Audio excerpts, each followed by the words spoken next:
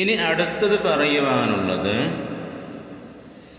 വധൂവരന്മാർ അവർക്ക് പ്രായമെത്തിയിട്ടുണ്ടെങ്കിലും അഥവാ വിവാഹപ്രായമെത്തിയിട്ടുണ്ടെങ്കിലും അവർ അവരുടേതായിരിക്കുന്ന കാര്യം സ്വന്തമായി തീരുമാനിക്കരുത് എന്നാണ് പറഞ്ഞത്. ഈ പറയപ്പെടുന്ന വധൂവരന്മാർ അവർക്ക് വിവാഹത്തിനുള്ള പ്രായം ആയിട്ടുണ്ടോ ഇല്ലേ എന്ന് മാതാപിതാക്കൾ മനസ്സിലാക്കിയിട്ടുണ്ടാകും. ഈ ഒരു വിഷയം നമ്മൾ മുമ്പ് പറഞ്ഞു പോയിട്ടുണ്ട്, ഇനി ആവർത്തിക്കുന്നില്ല.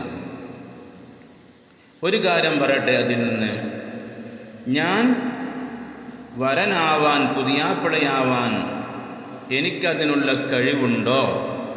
ആ ഒരു ചിന്താധാര നമുക്ക് ആവശ്യമാണ്. കല്യാണം കഴിക്കാൻ പോകുന്ന, വിവാഹം കഴിക്കാൻ പോകുന്ന, നിക്കാഹ് ചെയ്യാൻ പോകുന്ന ഒരു പുരുഷനെ സംബന്ധിച്ച് അത് വളരെയേറെ അത്യാവശ്യമുള്ള ഒരു കാര്യമാണ്. വധുവും അങ്ങനെ തന്നെ. അപ്പം ഞാൻ ഒരു കുടുംബം നോക്കാൻ എന്നെ കൊണ്ട് പറ്റുമോ?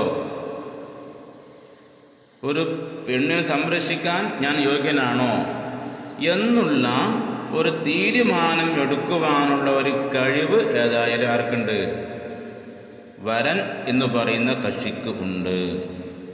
എന്നാൽ നമുക്ക് പറ്റുന്ന രീതിയിലുള്ള വധൂവരന്മാരെ തെരഞ്ഞുപിടിക്കേണ്ടുന്ന കർത്തവ്യം നമ്മുടെ മാതാപിതാക്കൾക്ക് നാം വിട്ടുകൊടുക്കുക. അവർ അത് വേണ്ടതുപോലെ ചെയ്തോളും. അപ്പം അവരെടുക്കുന്ന തീരുമാനങ്ങൾ നാം കൈക്കൊള്ളുക. ഇങ്ങനെ ആണെങ്കിൽ മാത്രമാണ് നമ്മുടെ വിവാഹബന്ധം തകരാറിലാവാതെ പോസിറ്റീവ് എനർജിയായി നല്ല നിലക്ക് മുന്നോട്ട് കൊണ്ടുപോകാൻ പറ്റുകയുള്ളൂ. നേരെ മറിച്ച് മാതാപിതാക്കളുടെ അനിഷ്ടത്തിന് വിധേയമായിക്കൊണ്ട് നാം സ്വയം തീരുമാനം എടുത്തു കഴിഞ്ഞാൽ നമ്മുടെ ഈ വിവാഹ ജീവിതം താറുമാറായി പോകും, തകർച്ചയിലേക്ക് പോകും. അപ്പോൾ നമുക്കൊരു കാര്യം ചോദിക്കാൻ ഉണ്ട്, ഓർമ്മയാക്കാനുണ്ട്. ഇന്ന സ്ഥലത്ത് ഇന്ന ആൾ ഇങ്ങനെയാണല്ലോ കല്യാണം കഴിച്ചിട്ടുള്ളത്, അവർക്ക് കുഴപ്പമൊന്നുമില്ലല്ലോ ഇല്ലേ? അങ്ങനെ വരുമ്പോൾ അതിന് മറുപടി, അങ്ങനെ കല്യാണം കഴിച്ചിട്ടുണ്ടെങ്കിൽ ഏതെങ്കിലും പോലെ ഒന്നോ രണ്ടോ നല്ല പോലെ ആയിട്ടുണ്ടാവും. അതിൻ്റെ കാരണം മക്കൾ എടുക്കുന്ന തീരുമാനങ്ങളും ആ മക്കൾ എടുക്കുന്ന വിവാഹവും മാതാപിതാക്കൾ പിന്നീട് അംഗീകരിച്ചിട്ടുണ്ടാവും. അപ്പോൾ അംഗീകാരം കൊണ്ടാണ് ഇവരുടെ വിവാഹബന്ധം താറുമാറാവാതെ നല്ല നിലക്ക് പോകുന്നത്. അങ്ങനെ മനസ്സിലാക്കാം. ഇനി അടുത്തത് പറയട്ടെ. ഒരു വരൻ, പുരുഷൻ പെണ്ണ് കണ്ട് ഇഷ്ടമായാൽ എന്താണ് ഇന്നത്തെ നാട്ടു നടപ്പ് നമ്മൾ ചെയ്യുന്നത്? മിഠായി കൊടുക്കുന്നുണ്ട്, അതല്ലെങ്കിൽ പിന്നീട് ഫോൺ വിളി ആരംഭിക്കുന്നുണ്ട്. പെണ്ണ് കണ്ട് ഇഷ്ടപ്പെട്ട് കഴിഞ്ഞാൽ ഒരു മിഠായി പാക്കറ്റ് കൊടുക്കും, അതല്ലെങ്കിൽ അതേപോലെയുള്ള വേറെന്തെങ്കിലും കൊടുക്കും. അതിനോടൊപ്പം തന്നെ ഒരു മൊബൈലും മേടിച്ച് കൊടുക്കും, ഇഷ്ടം പോലെ വിളിക്കാലോ. അപ്പം ഈ ഒരു കാഴ്ചപ്പാട് നമ്മുടെ ദീനിൽ ശരിയല്ല. അത് ദീനാണെങ്കിലും ഇനി ദീനല്ലെങ്കിലും ആ ഒരു ചിന്താധാര ശരിയല്ല. പെണ്ണ് കണ്ട് ഇഷ്ടപ്പെട്ട് കഴിഞ്ഞാൽ പിന്നീട് ഫോൺ വിളി അരുത്. അതേപോലത്തെ നിശ്ചയം കഴിഞ്ഞാൽ പിന്നീട് ഒരുമിച്ച് ഫോട്ടോ എടുക്കുന്ന സമ്പ്രദായം പാടില്ല. അതേപോലെ തന്നെ ഒരുമിച്ച് യാത്ര പോകാനും പറ്റില്ല.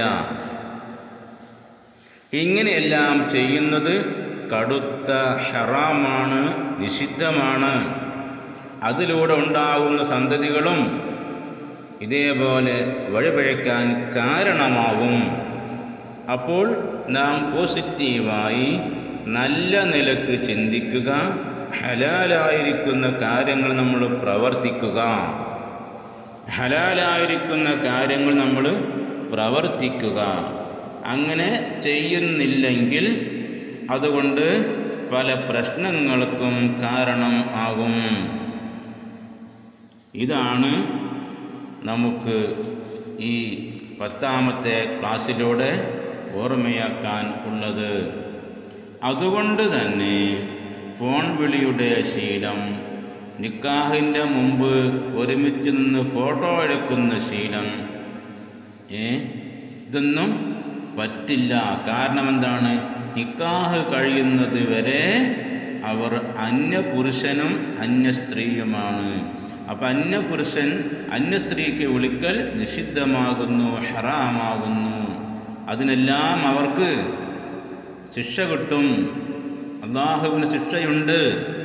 അതുകൊണ്ട് തന്നെ അത്തരം കാര്യങ്ങൾ നാം ഒരിക്കലും ചെയ്തുകൂടാ.